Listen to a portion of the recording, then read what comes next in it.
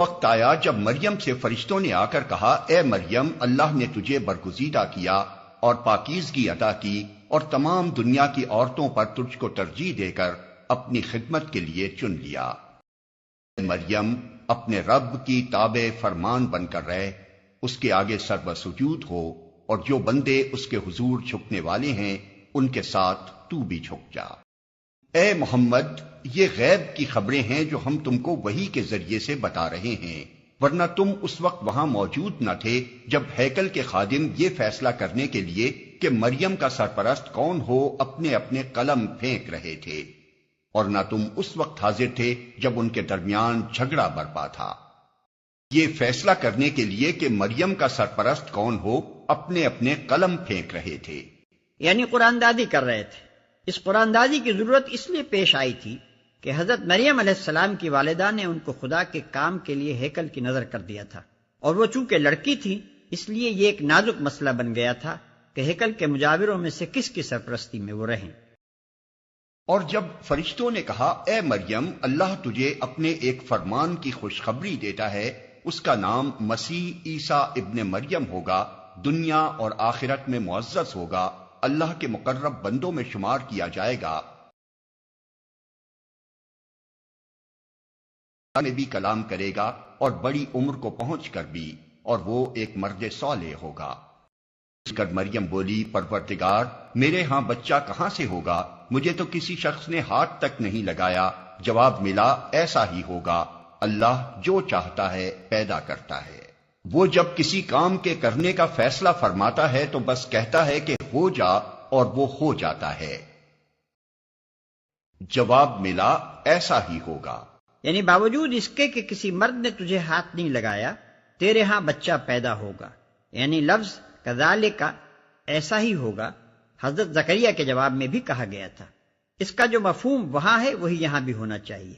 نیز بات کا فقرہ بلکہ پچھلا اور اگلا سارا بیان اسی معنی کی تائید کرتا ہے کہ حضرت مریم کو صنفی مواصلت کے بغیر بچہ پیدا ہونے کی بشارت دی گئی تھی، اور فی الواقع اسی صورت سے حضرت عیسیٰ علیہ السلام کی پیدائش ہوئی۔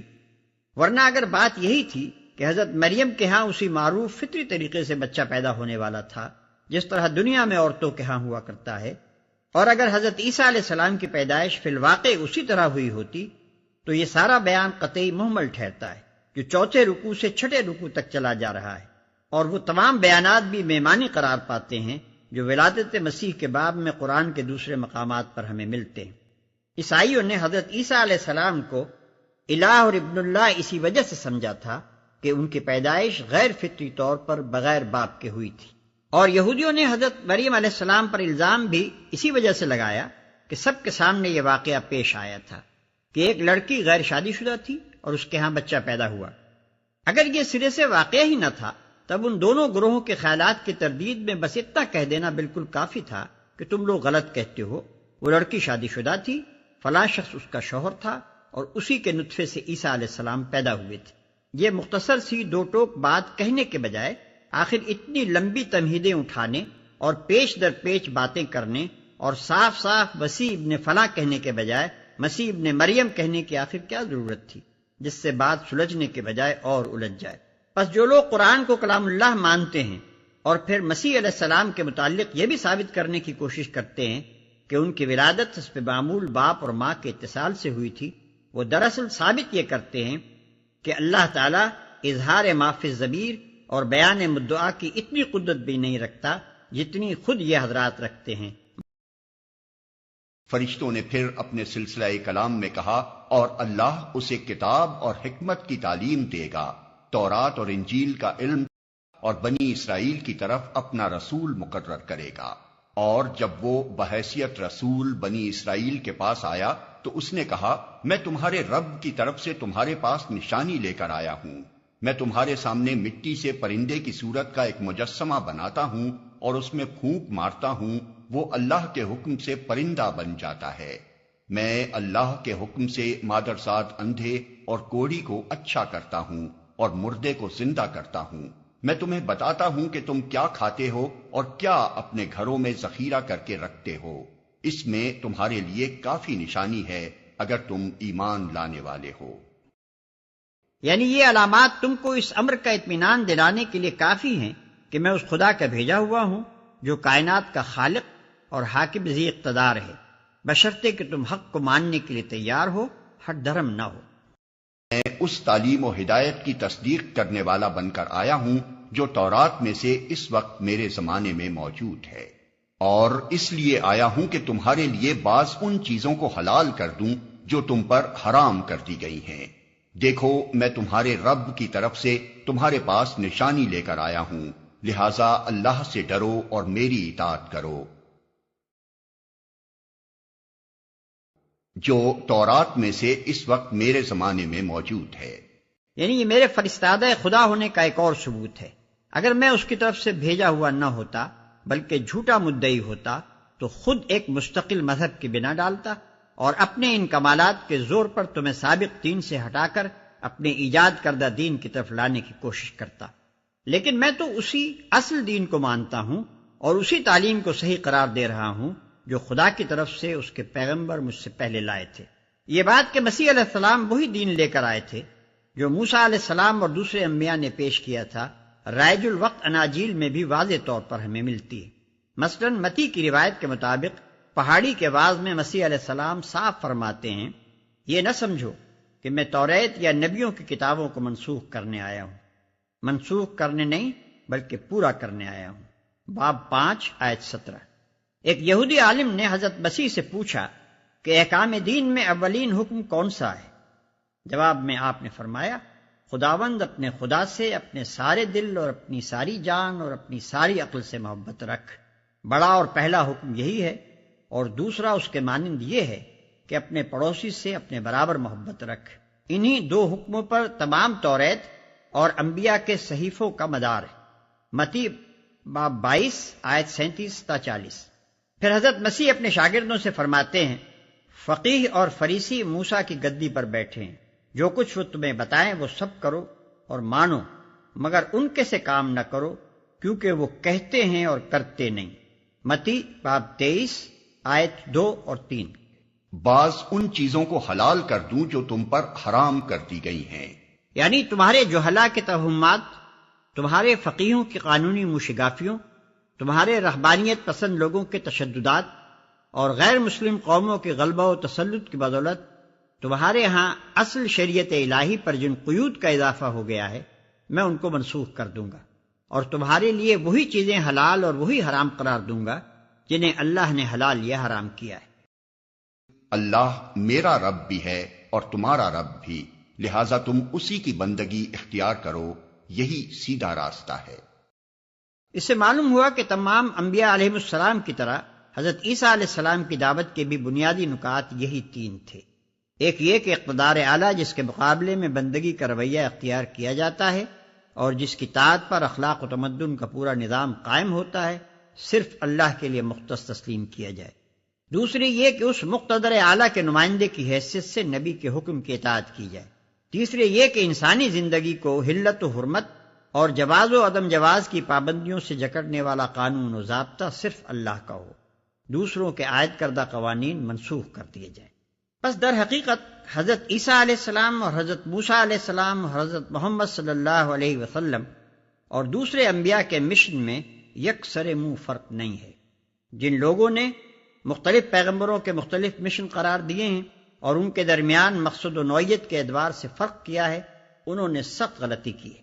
مالک الملک کی طرف سے اس کی رعیت کی طرف جو شخص بھی مامور ہو کر آئے گا، اس کے آنے کا مقصد اس کے سوا اور کچھ ہو سکتا ہی نہیں کہ وہ رعایا کو نافرمانی اور خود مختاری سے روکے اور شرک سے، یعنی اس بات سے کہ وہ اقتدار اعلیٰ میں کسی حیثیت سے دوسروں کو مالک الملک کے ساتھ شریک ٹھہرائیں اور اپنی وفاداریوں اور عبادت گزاریوں کو ان میں منقسم کریں، منع کریں، اور اصل مالک کی خالص بندگی و اطاعت اور پرستاری و وفاداری کی طرف دعوت دے۔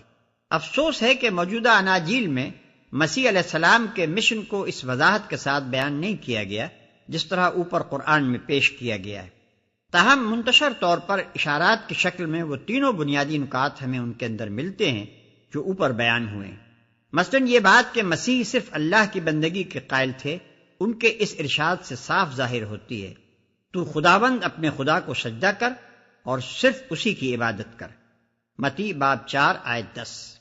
اور صرف یہی نہیں کہ وہ اس کے قائل تھے، بلکہ ان کی ساری کوششوں کا مقصود یہ تھا کہ زمین پر خدا کے امر شرعی کی اسی طرح اطاعت ہو جس طرح آسمان پر اس کے امر تکوینی کی اطاعت ہو رہی۔